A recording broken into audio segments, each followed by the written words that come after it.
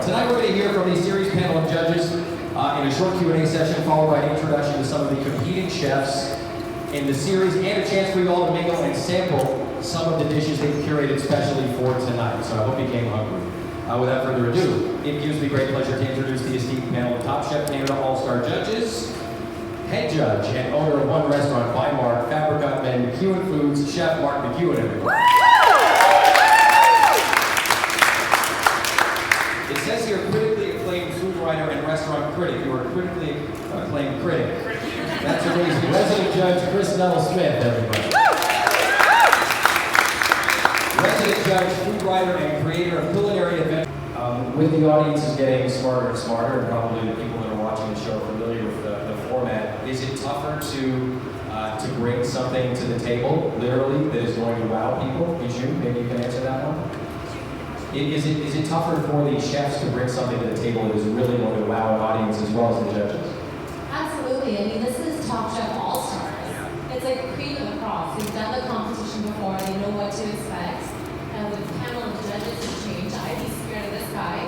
This girl is like a powerhouse restaurateur. She knows what works in a restaurant. Then you have Mark McEwan, who you've cooked for many times. Our expectations are through the roof. So I think there's lots of pressure on these guys. And the competition is tough. It is really, really hard. This is my first season being part of the show and being able to see how it works. It is really, really tough. There is no smoke mirrors. You're good or you're not good. Janet, Mark was just saying you've opened more restaurants than anybody should. You're obviously very busy. Why did you decide to come on board and take part in this adventure? I think this is an incredible honor to be asked to be on such a prestigious show. I mean, I started watching it because Andrea Nicholson worked for me. So she was on season 1. So I was obviously very interested to watch the show, and I became a huge fan. And I could be doing whatever, opening restaurants, but to have this opportunity to participate, to be a judge, I feel like I'm out unofficially judging every time I go out to eat. So my friends think that this is apropos that I'm actually on a show doing this. So an honor. I would drop everything to do this show. Well, did any of the contestants really surprise you with how passionate they were and how driven they were to actually win the grand prize?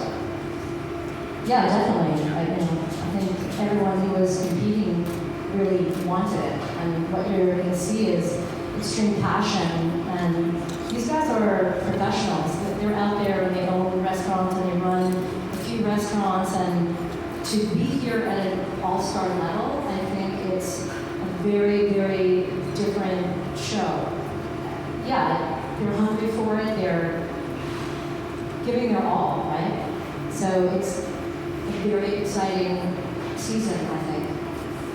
Mark, the biggest surprise for you after being involved with it for so long, and we're doing the mic thing back and forth there, but what was the biggest surprise for you being back on another season of the show, the All-Star season to boot? Biggest surprise, Chris Nuttall-Smith twerking in hair and makeup. never thought in a million years I would see that, and I always had this impression of Chris Nuttall-Smith. I'd always spoken to him a couple of times on the phone, and he's a beautifully goofy guy. And that's a fun thing. And it was. You know, I think you were the better twerker. I had to teach it. The outtake episode. That was a surprise to see. Yeah. All right. I know we can't talk a lot about the dishes specifically, but are you going to take any? Will people take any of these dishes away and try them at home? Will you guys take any of these things away? Yeah, you will, Chris. Try to cook myself, absolutely. There were dishes on the show, not to give anything away, that absolutely blew my mind. There were dishes that I thought, this is so creative, so smart, so delicious, and so representative of a region, a part of the country.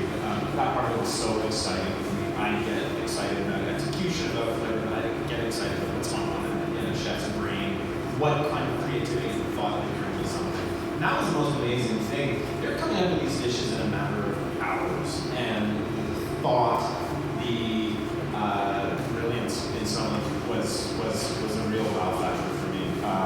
And I will try to recreate some. I have tried to recreate some. Yeah, Wow. Is there a common, I'll ask you, is there a common thread amongst all of the All-Stars? Is there a kind of a defining factor that each of them shares that kind of makes them the right people to be a part of this? super talented, really passionate, really driven, and again, just like Janet said, they're really hungry to win. They all want to be here, and it just made it so exciting for us. And I felt like it was an honor for us to be able to try their food. Is it time to introduce the All-Stars? Oh, some questions from the audience first. All right. Does anybody who is in attendance have any questions for our judges? Somebody want to go first? Nobody? Really? I did such a good job of getting to the bottom of the story that nobody has questions. All right, well, you go ahead.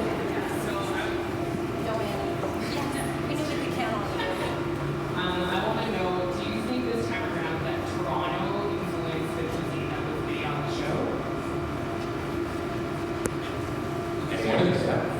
I'll take this. I think on a show, on a competition like this, there are competitions, there are episodes, challenges where you're trying to represent regions of the country or parts of the country. And I think, where that happens is really exciting to see. I think, the context is so important in cooking. But again, this is a national television program. I think, you see cooking from all over the country. That's something that's really exciting about it, for sure. Anybody else? Don't feel guilty if you don't. You can move on to introduce the chefs. Yeah, you want to hear? I wanted to ask, what goes through your mind when you have to tell someone you didn't do a good job because you were once in their position at one point in your career and you have to tell someone, hey, this is not good or not as good as other people? Do you ever feel, like, what do you feel when you say that?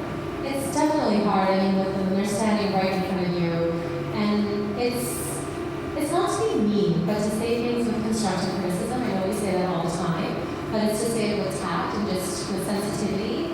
Realize that there's a human on the other side of it that's put their heart into this dish, and to try to deliver it in a way where we do empathy and sensitivity. Good answer. Anybody else? I mean, you aren't all judges, right? You got to judge. It's kind of the game. It is. Somebody has to win. Yeah. It's the game, yeah. But I feel like we're not being honest. We're not helping anyone. I think we want them to do well. Do they take criticism well? Most of them? Janet, you know? That's part of the enjoyment of watching how people receive the feedback. Yeah. So sometimes the feedback is received well. So, the idea is to help someone move forward in the next challenge to do better. We want to see everybody win. But, then you have other people that don't receive it that well, and everyone will get to see that too. And like you said, it's a competition. Everybody can't win. They all get participation ribbons because they're on TV for a little bit, but that's it. It can be harsh for some people, right? Harder for some than others. Do you take criticism well, Mark? Depends where it's coming from. But absolutely. If it's constructed well and it's thoughtful. For me, I try to really help them understand what they did right, what they did wrong, what they could do better the next day, to build on that. And sometimes they try to be too clever. Not the times what can win the day, but it's a simple dish that is executed perfectly. And sometimes you have to keep in your wheelhouse a bit.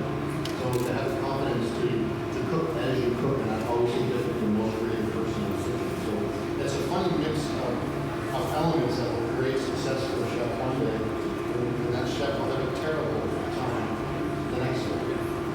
So you never know what you're walking into. And I go back to what I mentioned, the level of emotion of the chefs.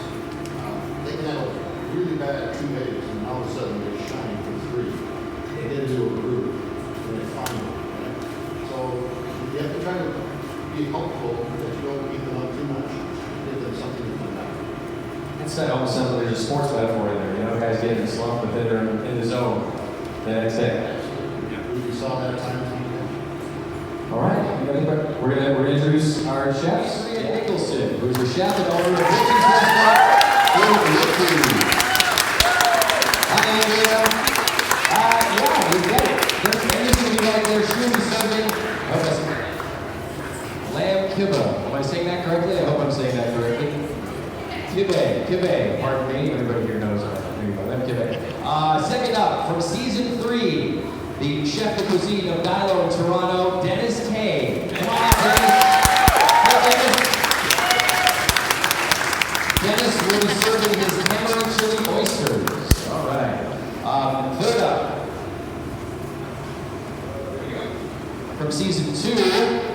Krista Sheen.